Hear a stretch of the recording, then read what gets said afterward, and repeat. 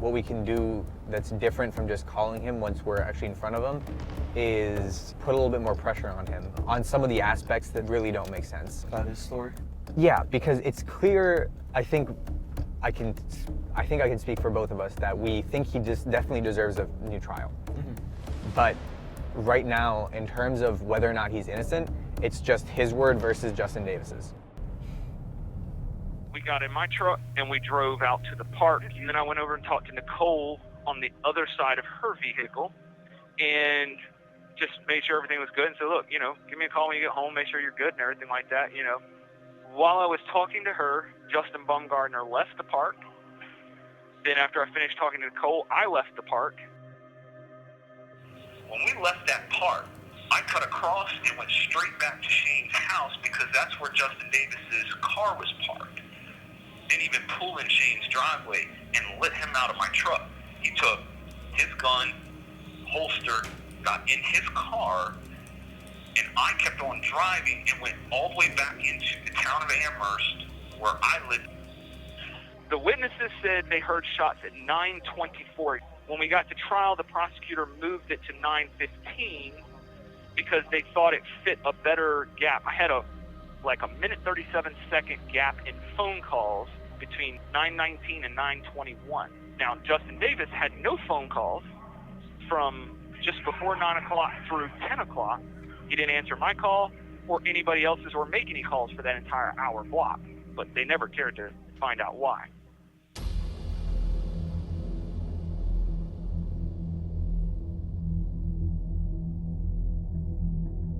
My lawyer didn't even own a cell phone and knew absolutely nothing about the technology being presented. So when the prosecutor got up, her expert for all the cell phone evidence that involved my phone, cell phone towers, pinging, and all that, was a Alltel manager from the local Madison Heights store. He was not somebody that worked in headquarters that was a technology expert, didn't have degrees in technology. He was just a manager working at the Alltel store.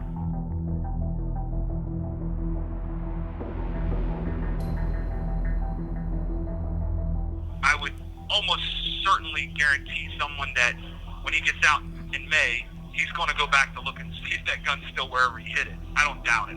Because, you know, a simple DNA test and fingerprint test would prove I never touched the gun. We just spent the last two and a half hours with Tim Wright at Buckingham Correctional. We interviewed him. We didn't get to bring in cameras, but we had a pad and paper. We were, taking notes, talking to him. He had all of his case files, everything organized with him. He was, every question we asked him, he had an answer. Every little question that we had before, he clarified for us. He was just completely open with us. Every person who believes that Tim is innocent has a story. That story has stayed the same. It is verifiable, and they are willing to speak to us about it. Everyone who has said, we think Tim is guilty, keeps telling us either not speaking to us or saying the things that we said at the time are accurate and I do not want to speak about them anymore. Meeting Tim was like an absolute pleasure. He's just kind-hearted, he's smiling a lot, really tries to be upbeat in a very negative, brutal prison environment. And after meeting him and just talking over all the details of the case, once again, I think we can both agree that we think he's innocent. Yeah, I'm completely convinced.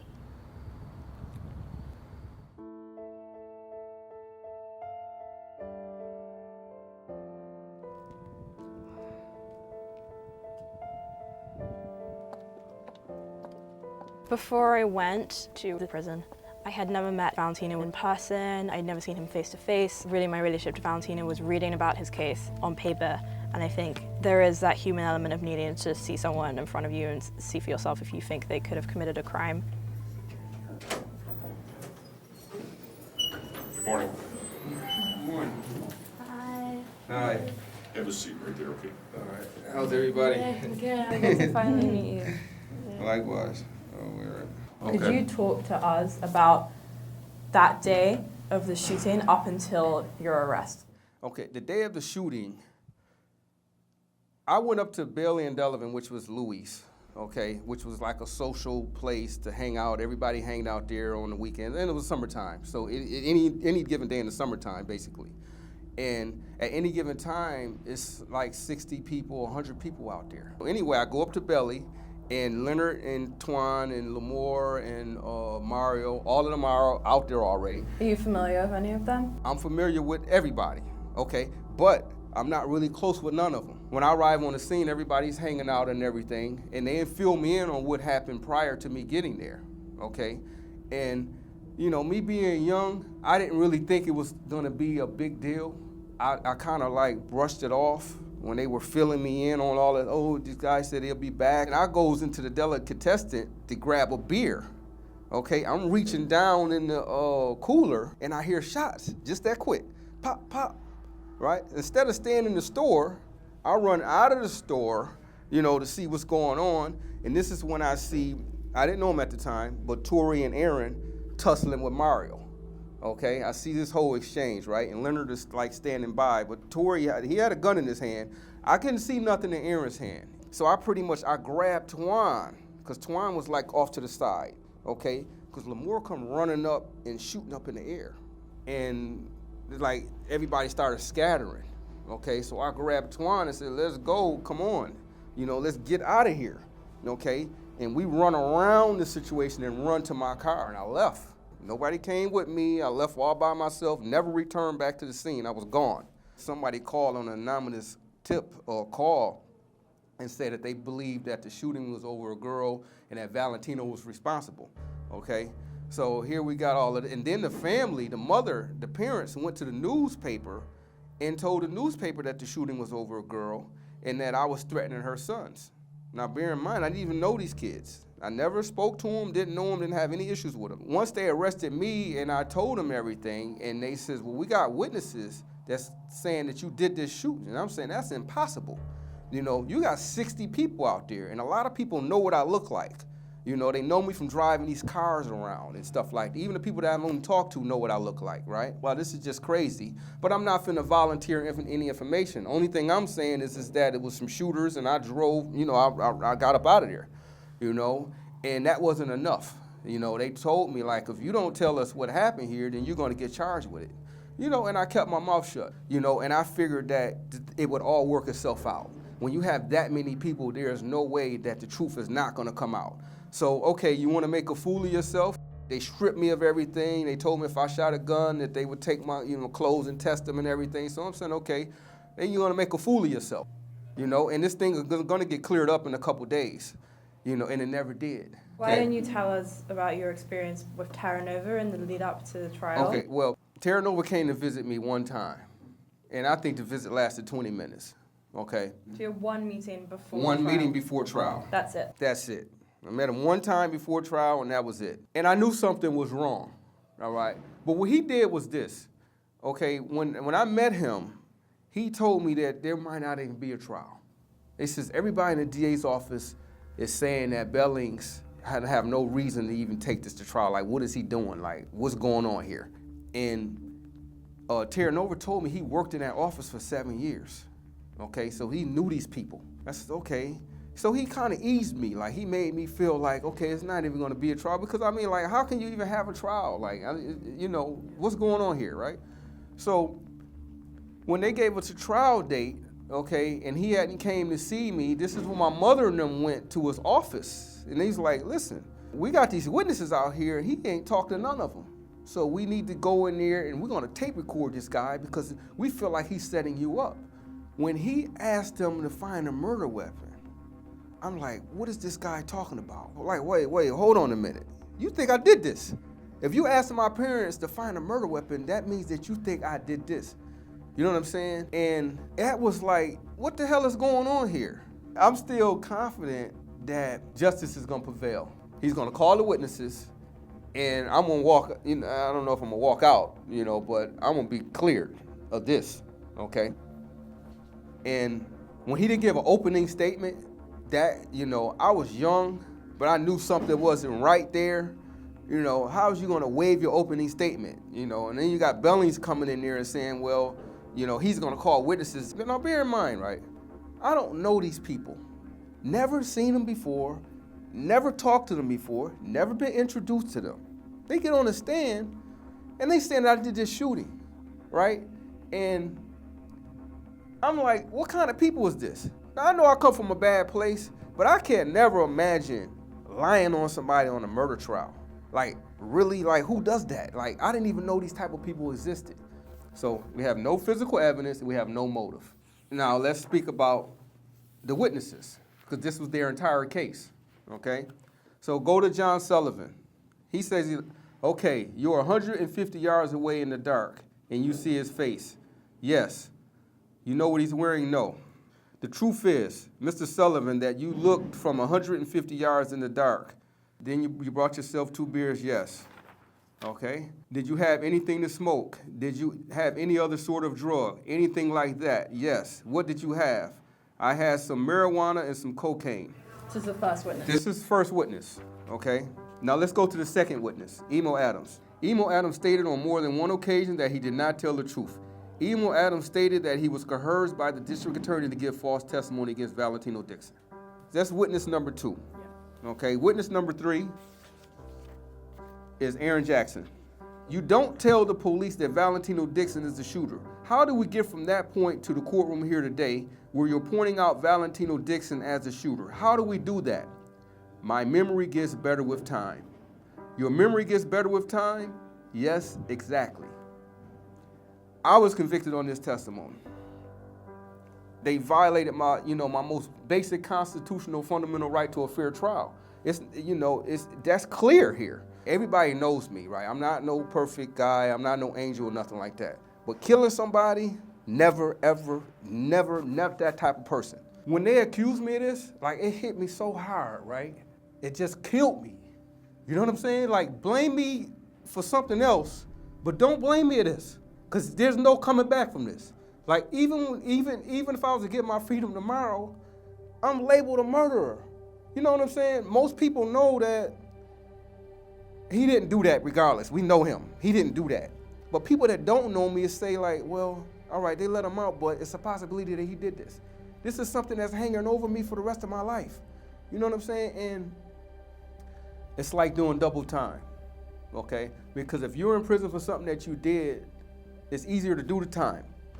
But you're in prison for something you didn't do, it's like doing double time, okay? And it's just a major violation on your soul, to be accused of something that you didn't do. Do you remember how you felt when you saw those witnesses on the stand, and do you remember how you felt when the guilty verdict was read out? When he gave me 39 years or whatever he gave me, I think I was in space. I didn't even hear the number, really, to be honest with you. How do you stop yourself from feeling so angry and frustrated? Well, I pray a lot, and I try to help as many people in here as possible, okay? And this has kept me from being bitter and angry. Actually, the artwork is what motivates me. It inspires me to be a great artist. I take this nightmare and this pain that I feel and I put it into the art, and art is like, it's been like a spiritual journey for me.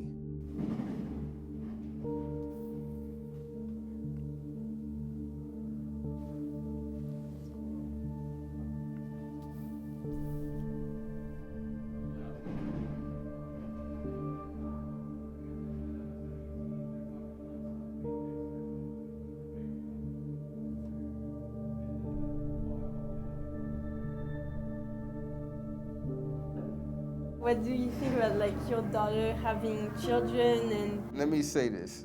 I'm gonna be the best granddad in the world. You know what I'm saying? Because I wasn't there for them. I tried my best from here, but I wasn't there for them. And I can't imagine, what she had to go through without having her father.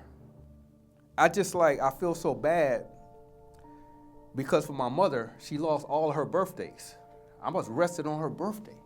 She hadn't had a birthday in 27 years. And I feel so bad for her, and I just want to get out and make her proud.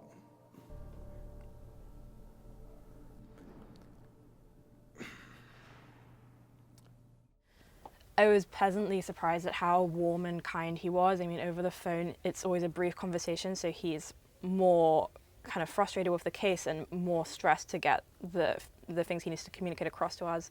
And in person, when we had time and when we had come all the way to see him, he was incredibly kind-hearted and sweet.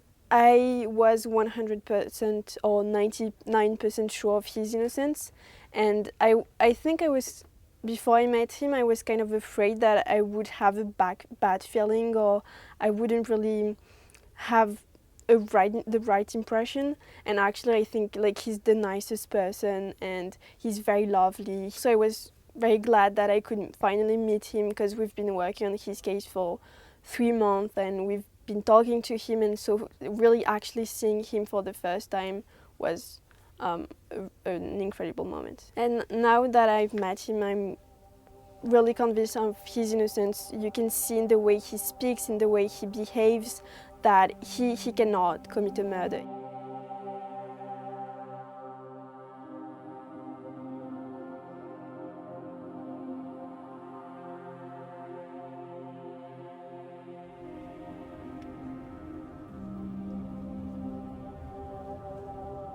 John told Alex on the phone that he has something he wanted to tell us that he couldn't say over Right. the phone. I'll probably talk more than I have in the Oh, past. go for it. Okay. Because I mean, you've been the one talking to him the most, because he has your Morning. phone number. Right. We're here for an attorney visit. John Moss.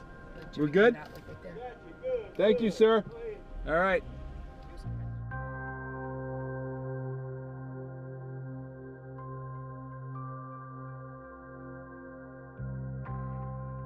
At the beginning of this process, did you have doubts about his innocence at all? I think that I did have doubts at the beginning. I mean, there's a lot of moving pieces in John's case, and it seemed like the prosecution had put up quite a lot of evidence that they said pointed to John's guilt. I think that's eroded over time quite a lot. I think that all of that evidence that could have potentially been against John, it just falls away when you look at it. And getting to see him in person and asking him direct questions and saying, just talking about his innocence. I mean, it was believable, it was human, it was everything that I look for. Before I met John, I was like 99.9% confident of his innocence. Now it's 100. But in person, you can see somebody's face, and you can see how they react to things and sort of what they're thinking. And I'm not a person that I think is very easy to deceive. And John just is so, you can tell he's genuine and sincere, and he means what he says. Sometimes I'm optimistic, and sometimes I think, you know, we'll get him out. And then there are other days where I just wake up and I think, oh my God, so many lawyers have been trying to get John out for 38 years. What are we gonna do? We're college kids. We don't have law degrees. What are we gonna do? So today was one of the good days.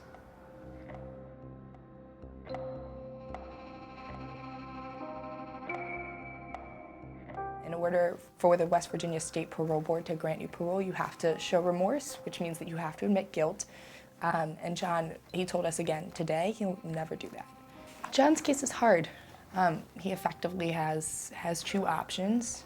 The first is that he's exonerated and found innocent of these crimes, and that's obviously the goal we're pursuing with our investigative work, is to try to demonstrate that. And we're hoping that maybe a prosecutor one day will agree and drop those charges. And the second option is that he dies in prison.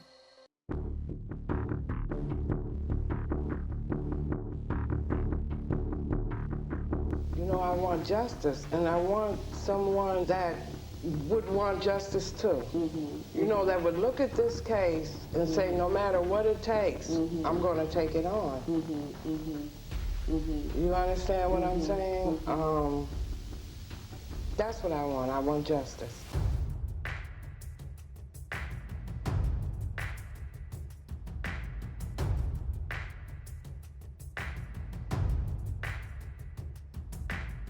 If we could go back to 1992, the Valentina Dixon case, could you tell us what you remember about that case?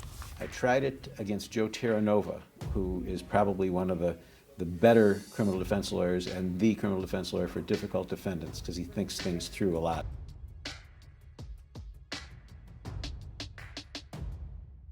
Contrary to what the rest of the proof was, the grand jury voted to indict Mario German and Leonard Brown for perjury, and the case then proceeded to trial. And do you recall the 3 prosecution witness testimonies that were put in the trial? I recall almost all the testimony. Emil Adams, John Sullivan III, and Aaron Jackson, their Right. testimonies, Yes. which were the ones that convicted Valentino. Well, they're the ones that identified Valentino. The whole situation convicted Valentino. Well, there wasn't any physical evidence or motive in the trial, so it was a reliance on those 3. Aaron Jackson said his memories has gotten better with time. Well, if you ever prepare to testify at a trial and you sit down and read all your statements, your memory does get better.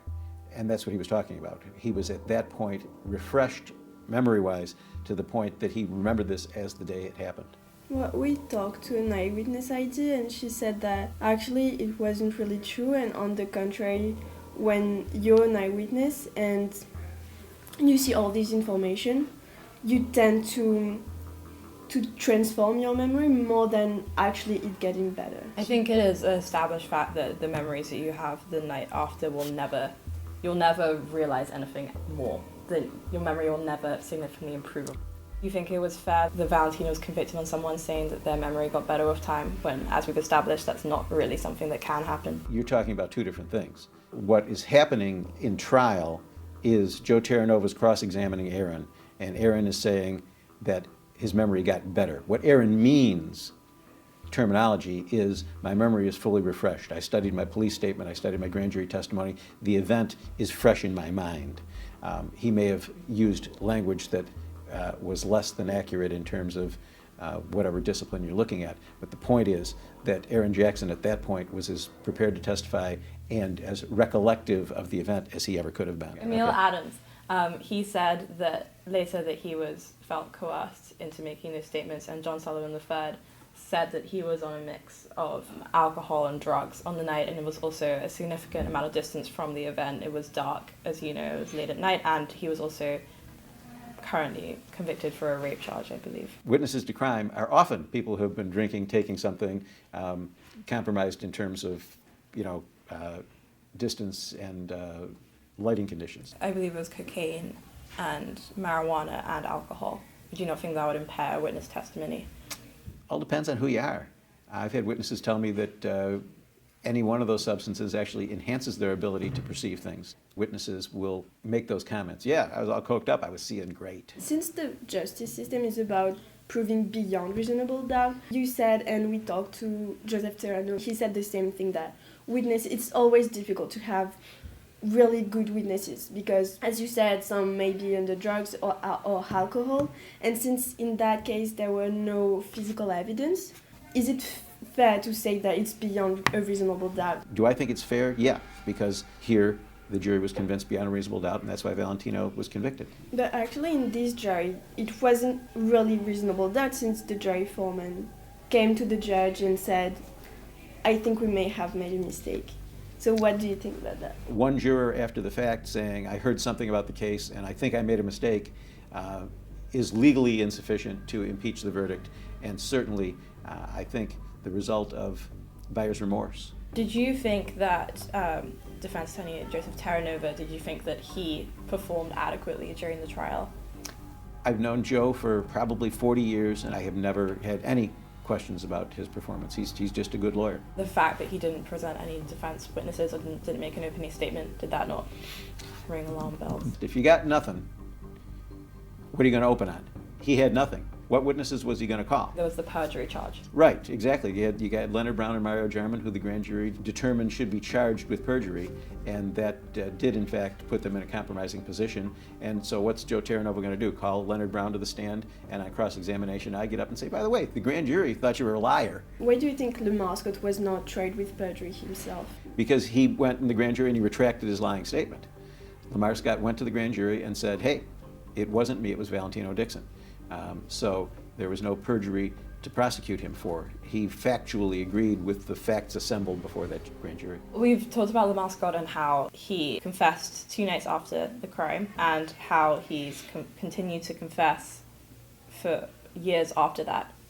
What do you think about that? As I said on an earlier occasion, Lamar Scott is never going to be prosecuted for this case at this point in time, no matter what he says, because Valentino Dixon has been convicted. The process has gone through its steps and he has been convicted. We talked to a lawyer and he said that it was actually not true and that in Buffalo you can be tried if Valentino, for instance, the charges are dropped, that actually you can convict someone else.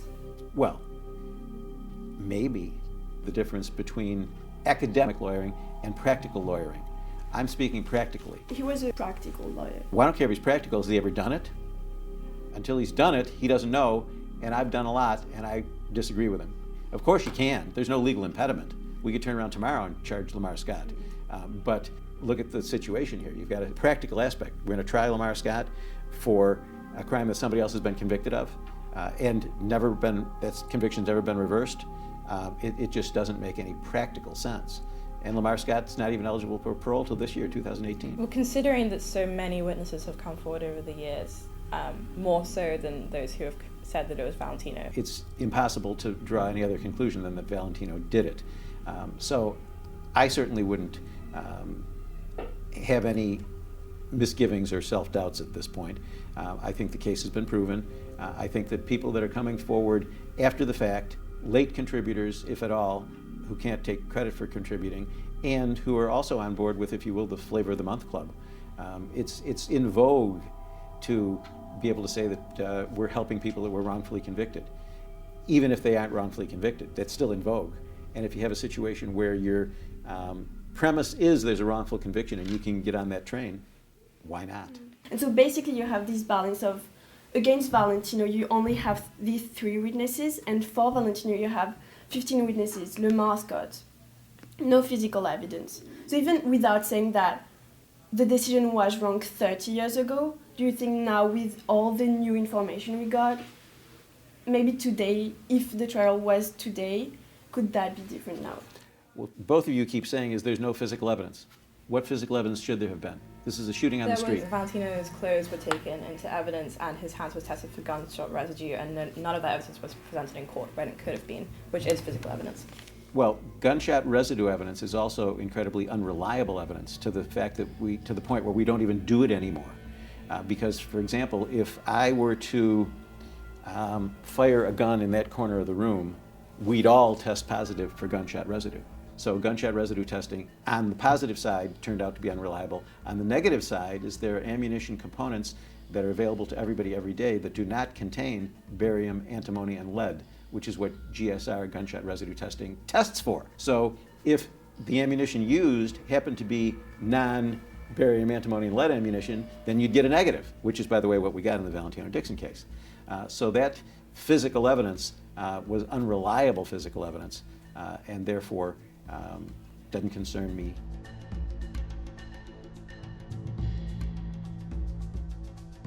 Do you not agree that there are wrongful convictions? Oh, there absolutely are wrongful convictions.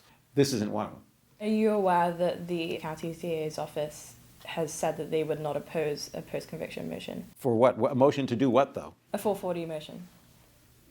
Well, I think he may have already made a 440 motion. I'm sure that the district attorney's office will study the motion, respond to it appropriately, and take it from there. Well, it's that we arranged an interview with the DA. We're actually meeting with him tomorrow, and he read the file and contacted Valentino's lawyer, Don Thompson, and said that... Who read the file? John Flynn? Yeah, and he said that he would not oppose the 440 motion. But the question is, what's the relief? What does Valentino Dixon want? Does he want a new trial? Yeah, for a new trial. That's the DA's business. He can make those determinations. That's why he got elected. Could you comment on that motion or the DA's decision? No. And you said you don't think it's a wrongful conviction case? No. So why? Because it's a proper conviction. We had 3 eyewitnesses who said Valentino did it, and a jury of 12, properly instructed by a skilled judge, said he was guilty. That's why.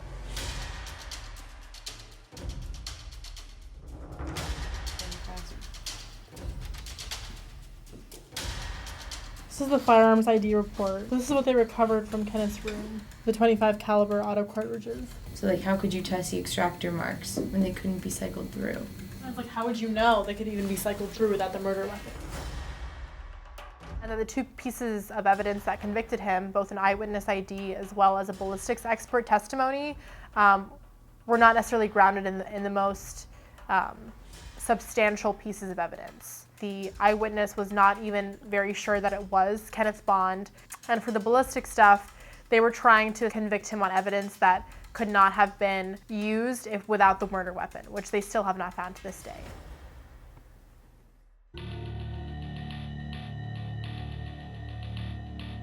In the Kenneth Bond case, they had cartridge casings, they had live rounds of ammunition, they had a firearm recovered, and they had a couple of projectiles recovered from, I believe, the autopsy.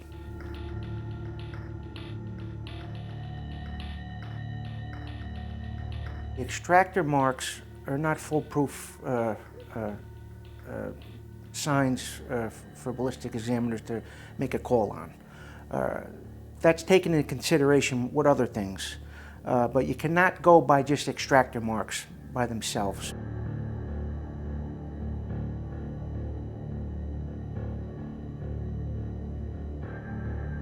They didn't have the weapon, and how did they make the match? How are they matching? Let's say he had 25 caliber live rounds of ammunition on his person. You're not going to tell me that they came from that particular gun just by extractor marks. You need a little bit more than that. You need a lot more than that. Did they check the GRC to narrow it down to the types of guns that bullet could have possibly came out of? Did they do that? No, they didn't do that. So it's stuff that they should have done, and bullet identification, you could have did it back then. Where's your sketch? Where's your photo micrograph images? Where's your, something? Show me some proof that those marks matched. Kenneth shouldn't have been convicted based on the ballistics, just on extractor marks, no. And eyewitness testimony or flawed eyewitness testimony, no. It's got to be re-looked at, should be re-looked at.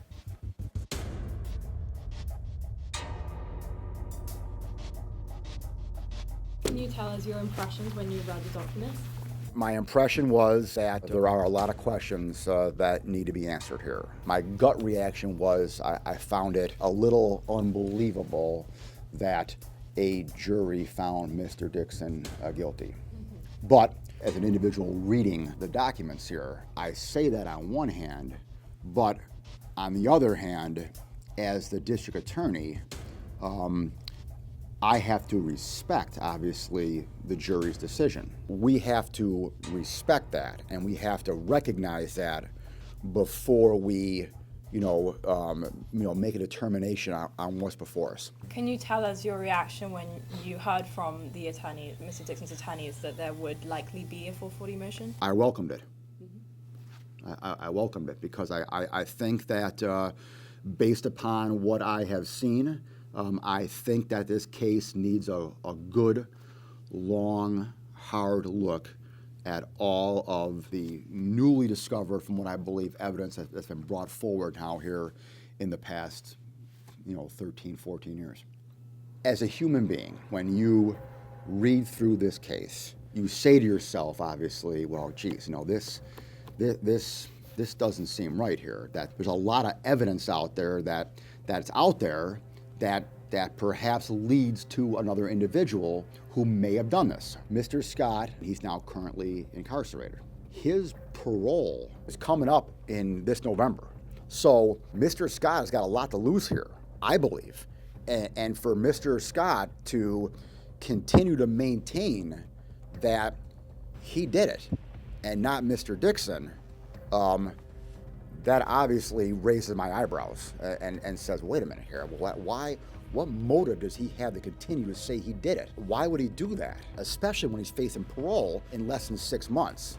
So that probably is a number one fact here that has created a conviction integrity unit where I have one individual in my office now who is assigned to review all different kinds of types of these cases. And they work with my appellate division here to look at all these old cases because I recognize and realize that mistakes can be made in the past.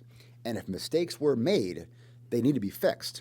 I mean, I am of the firm belief, and I think that not only every district attorney in this country, but everyone in this country who deals and works in the criminal justice system should hold on to this one belief, and that is that it is much worse for an innocent person to be in jail than it is for a guilty person to go free.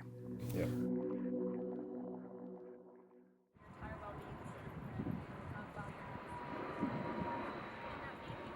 There was no real evidence found against Kenneth being at the crime scene that night other than an eyewitness ID and extractor marks, which are just like microscopic things that you can't even properly test without a murder weapon. Yeah, and in this case it's been legally debunked, right, that it shouldn't be used as a reliable measure of ballistics material.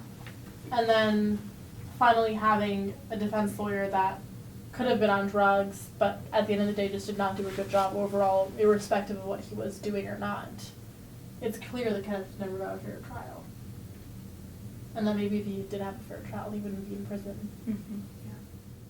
This journey following Kenneth's case has been kind of a wild one. A lot of ups and downs, a lot of moments where I think we weren't sure if we had the evidence to prove he was innocent, if we even believed that he was innocent. We found out that the two main pieces of evidence that were used to convict him were completely, if not totally useless, at least highly flawed. The eyewitness identification should have been thrown out. It was no good. Julie, you're talking about his first interview when they brought him in November 27th, right? I thought that I read that he said that he recognized him. He said that he recognized him, but he didn't say his name. Let me pull it up. Which is crucial because Kenneth says he didn't rob that guy that Ahmad says he saw. He wasn't the guy he thought he was. Hello? Hi, this is she.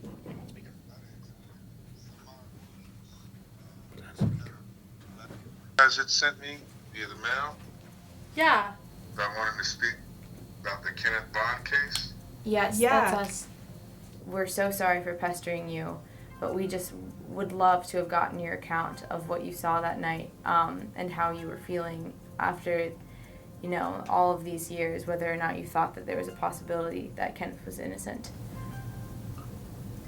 Yeah, I don't feel pestered at all, to be honest with you. I didn't know that you guys were actually working on this project. I was a victim too. I was a victim that evening. I'd be willing to talk to you guys. Just let me know where you'd like to meet, and we can arrange that. Yeah, we would love to talk to you. Okay? Great. Thank you so much. Yep, no problem. Rob, good catch with the phone! Wow! Oh my god! I'm so glad we sent the letter. Guys, I deleted the post. Good job. I need to go edit the post. I was a witness the night of the murder. It was Monday, I believe it was, November 27th, 1995. I was leaving the campus of Morgan State University. I was an off-campus student. So I crossed the street on Hillen Road to go to the bus stop. I had heard a clicking sound, and I heard him say, well, you know what time it is. Give me everything that you have. Terrence said, as he looked back at him, was, what, are you gonna shoot me? And at that moment, I heard what sounded like a gun go off. And I briefly turned and looked toward the direction where I heard the sound, and I saw muzzle fire. And I started, as I was looking back, I was running away from the incident toward the corner of Hillen and Cold Spring. And the person that shot the gun, do you remember seeing his face? Do you remember seeing the details about how he looked like? When the gentleman walked past me, I do remember looking at him. I sort of acknowledged what he was wearing, and I do remember looking up briefly just to sort of glance at his face. So I did glance at his face, yes. So after the crime took place, what happened after that? I was initially asked, while I was giving my statement, if I was able to identify the person who had committed the crime.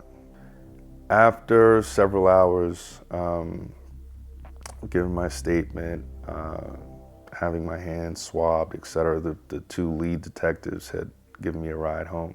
At some point, because I stayed off campus, at some point the police officers, the lead detectives, And they showed me another array, at which time they had indicated that they had a strong suspicion on who they thought had committed the crime. In hindsight, at one point, I felt like perhaps I had seen the same photo that he had shown me of Mr. Bond. I had seen that same photo before, at least on one other occasion, maybe on 2 other occasions. And in hindsight, I feel like I recognized him because I had seen that same photo multiple times.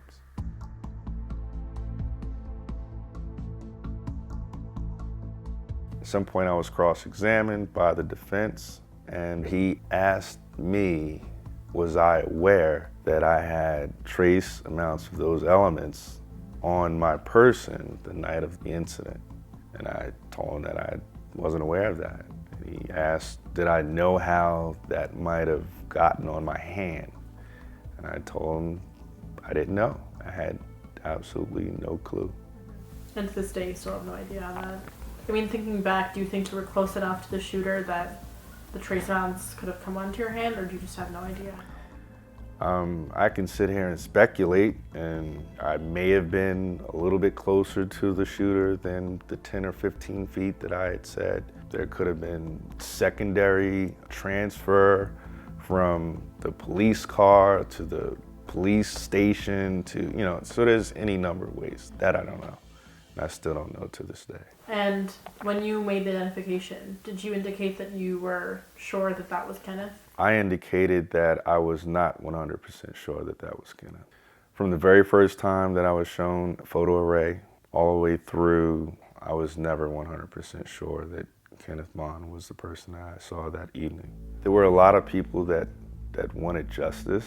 I was one of them, but not to the extent that I would bear false witness. So I made it clear to the homicide detectives all along that I saw this person for all of maybe 2 or 3 seconds. It was dark, dimly lit.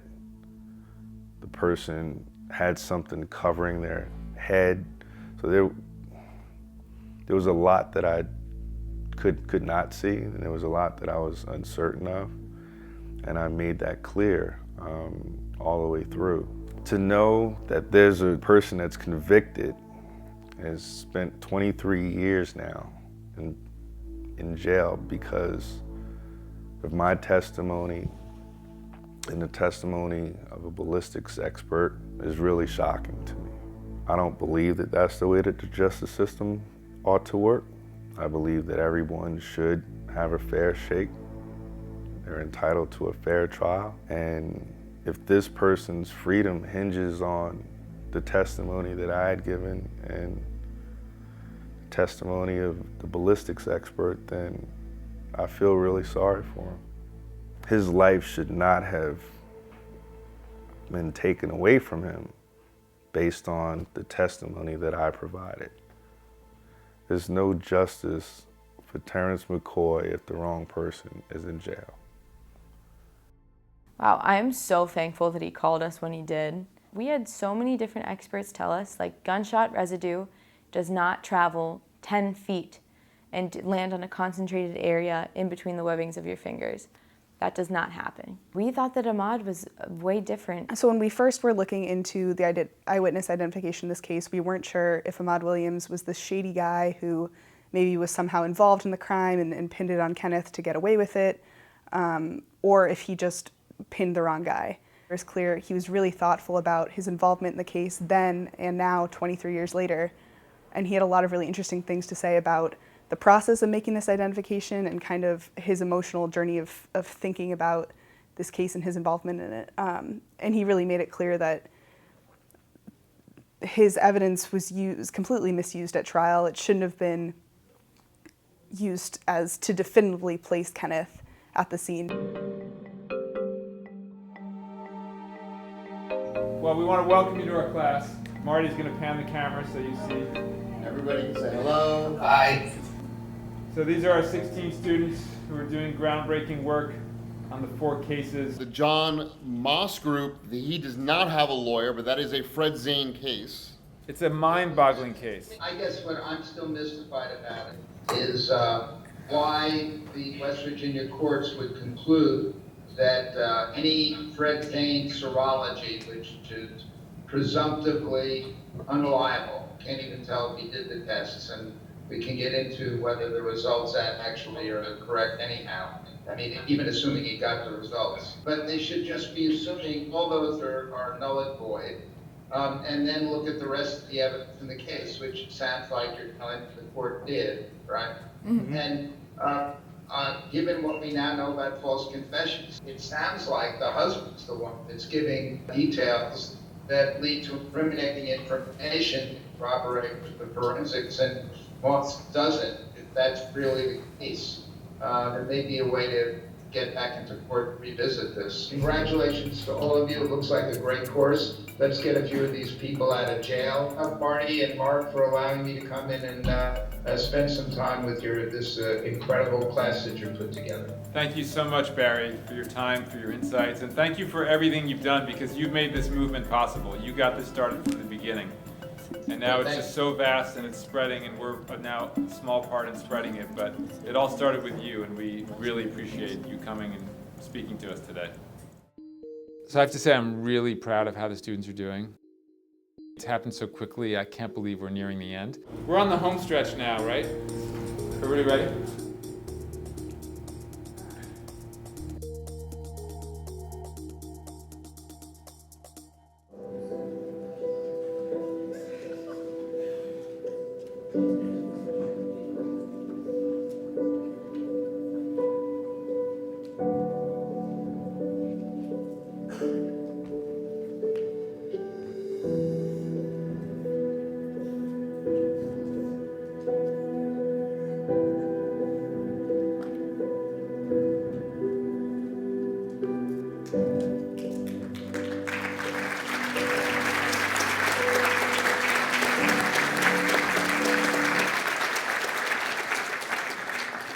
Good evening, and welcome to Making an Exoneree.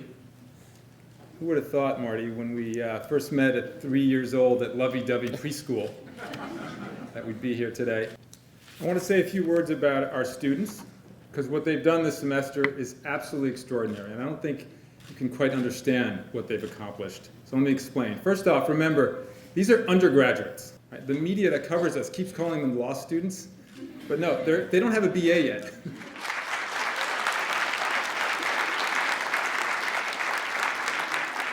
And we were asking them to create documentaries that could potentially save an innocent person's life.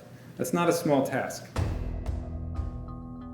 I figured that it would all work itself out. When he gave me 39 years or whatever he gave me, I think I was in space. My name is Tim Jr., and I am wrongfully convicted of the murder of Justin Bumgarner. When Timothy said, if I get out, I'm going to help others. That was his first thought. I'm going to help others get out that have been wrongly put in. Adults who, make a difference, I will never forget when the detectives came in my home and said that they were looking for my grandson. I'm hopelessly optimistic. Even being here for that long, for something I had nothing to do with my love that has always been, how can I make the most out of this situation? There's no justice for Terrence McCoy if the wrong person is in jail.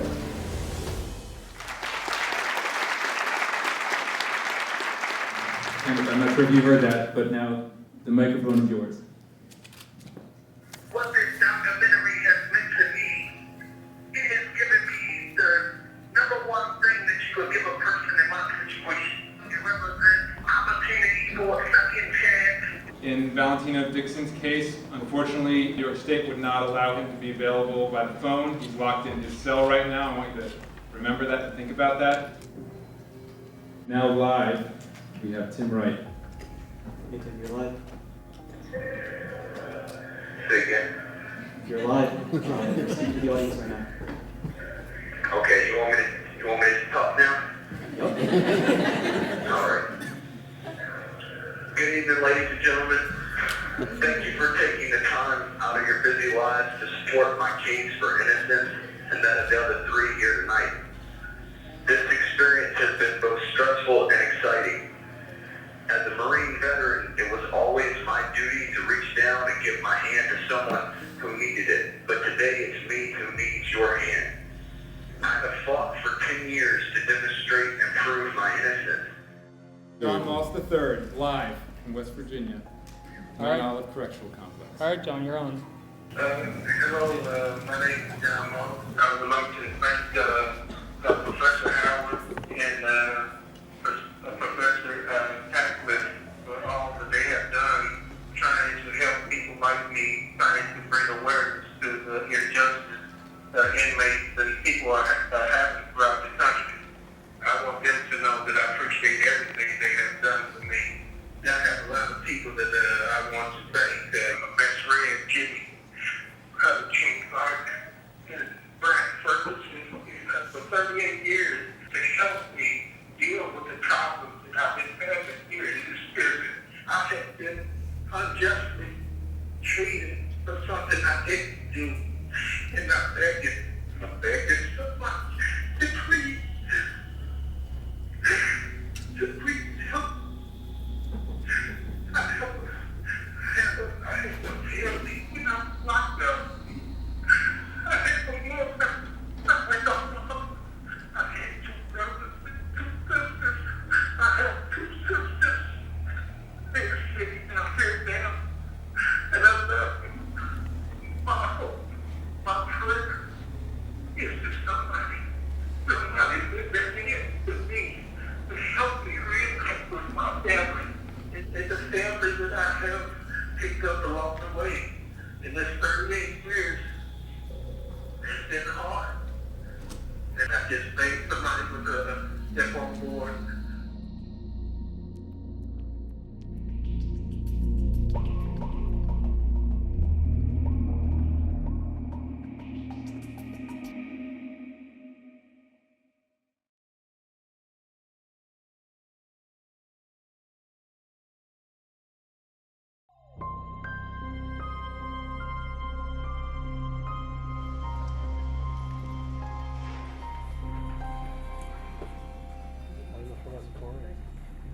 Please state and spell your name for the record.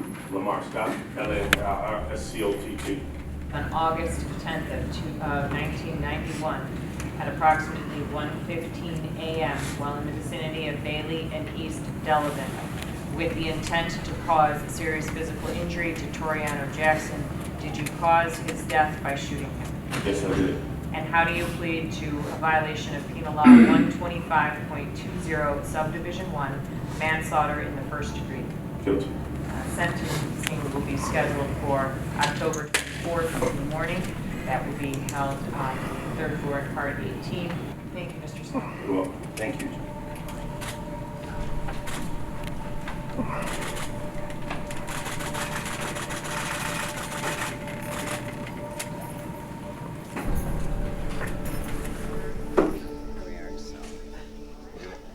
Yeah, come on up front here. Come up front. How you doing today? Good. How are you? Good. Good morning, everyone. When I first took over this job last year, one of the things that I did was establish a conviction integrity unit in this office. You know, it's not my job to put people in jail. It's not my job to let people out of jail. That's not my job. My job is to do justice. In this case right here, justice is Lamar Scott pleading to the charge.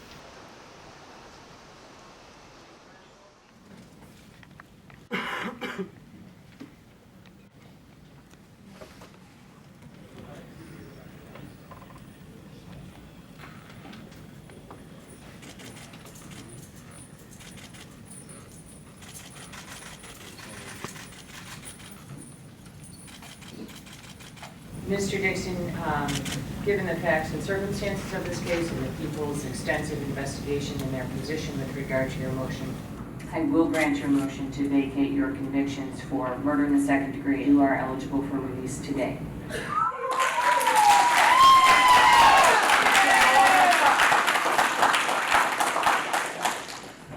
Congratulations. Thank you, Your Honor.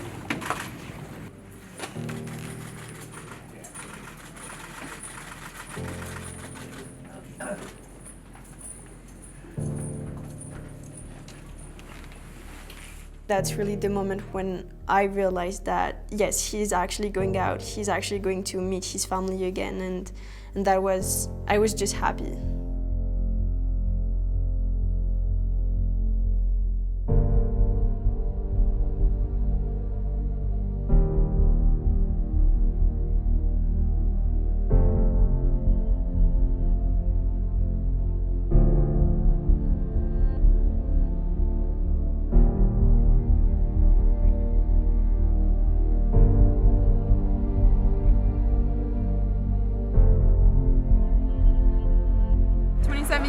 I've been waiting for this day. I was 4 months old, spent my whole life going to see Daddy in prison. Now,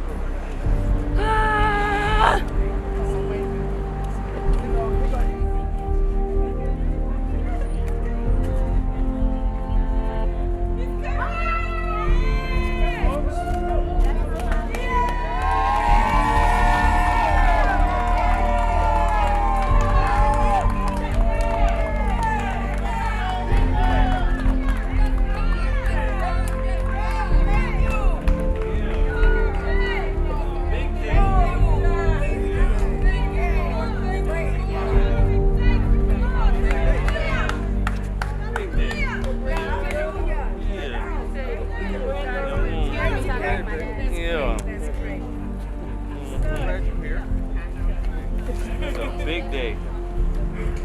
Wow, y'all. Everybody's. Oh, Marty. Oh, wow. Big day. Made a commitment to you? I kept my commitment.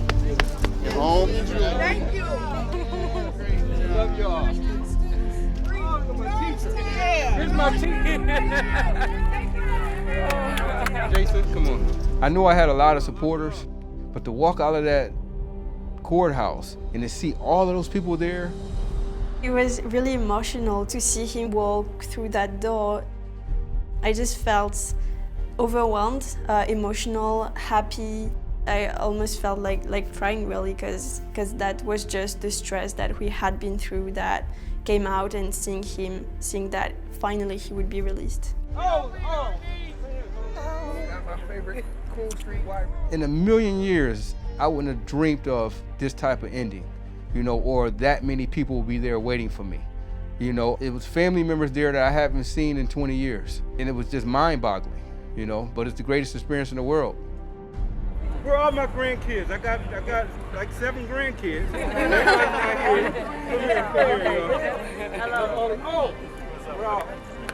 Oh, how are you doing? Where's Cindy at? Oh, Cindy. Hey.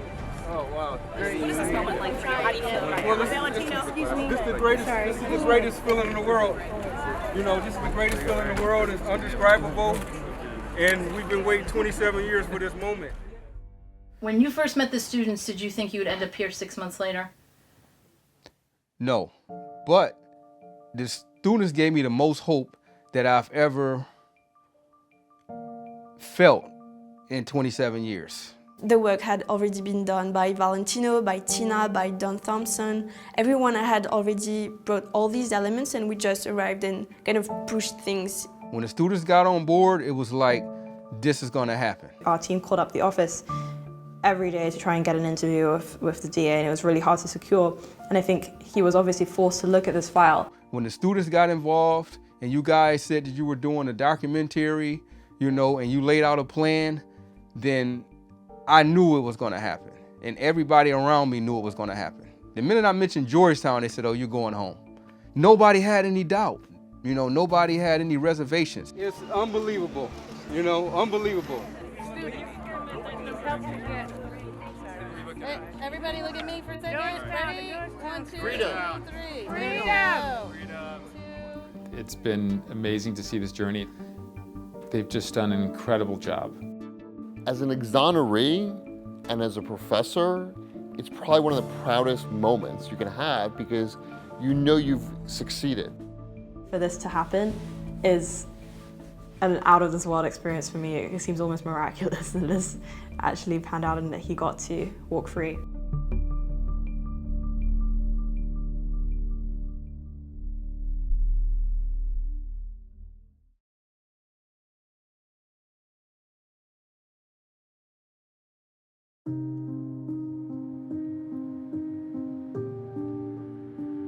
John's innocence was so clear, and his continued incarceration was such an outrage to anyone who spent even 5 minutes looking at the case. John went from being a case to being a dear friend, because that day we discovered a man who was beaten down but not broken. John deserved a happy ending.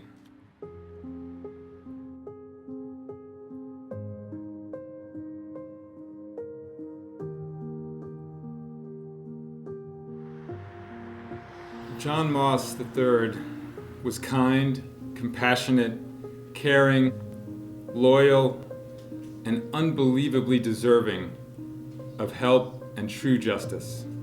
We will never forget John, we will never stop pushing for his innocence, and we will never give up on his fight for justice.